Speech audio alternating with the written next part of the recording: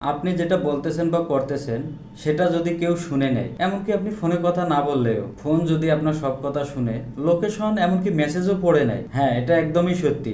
আপনার ফোনেই আপনার গুপ্তচর করতেছে এবং আপনি সেটা হয়তো বা জানতেও পারতেছেন না। আজকে আমি আপনাদের দেখাবো কিভাবে খুব সহজে এটি চেক করবেন আপনার ফোনে কোনো গুপ্তচর আছে কিনা। এই 4টি স্টেপ ফলো করলেই আপনি 100% সেফ এবং নিরাপদ থাকতে পারবেন। তার আগে বলে নেই, এরকম টিপস অ্যান্ড ট্রিক্স ভিডিও পেতে ভিডিওটিতে একটি লাইক দিয়ে ফলো দিয়ে পাশে থাকুন এবং বন্ধুদের শেয়ার করতে ভুলবেন না, যেন তারাও এখান থেকে কিছু শিখে উপকৃত হতে পারে। চলুন শুরু করা যাক। স্টেপ 1, কিভাবে ফোন গুপ্তচর করতে পারে।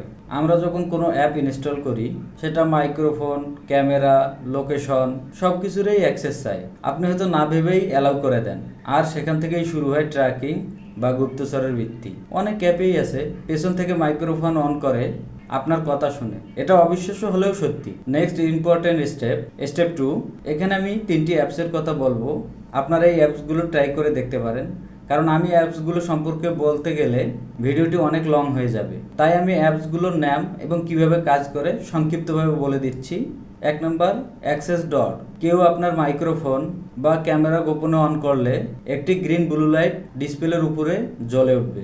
দ্বিতীয়টি হচ্ছে DuckDuckGo অ্যাপ, ট্র্যাকিং প্রোটেকশন বেটা।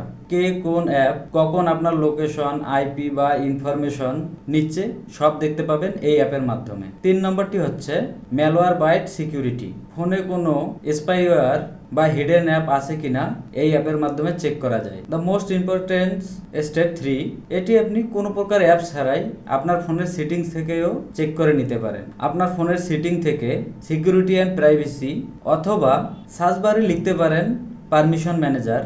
এখানে গিয়ে আপনারা দেখতে পাবেন কোন অ্যাপ কতবার মাইক্রোফোন, ক্যামেরা বা লোকেশন ব্যবহার করছে। অপ্রয়োজনীয় অ্যাপ বা সন্দেহমূলক অ্যাপগুলোকে এখান থেকে পারমিশন ডিনাই করে দিলে আপনি সেফ থাকতে পারবেন। 5 নম্বর স্টেপটি হচ্ছে আপনার সতর্কতা।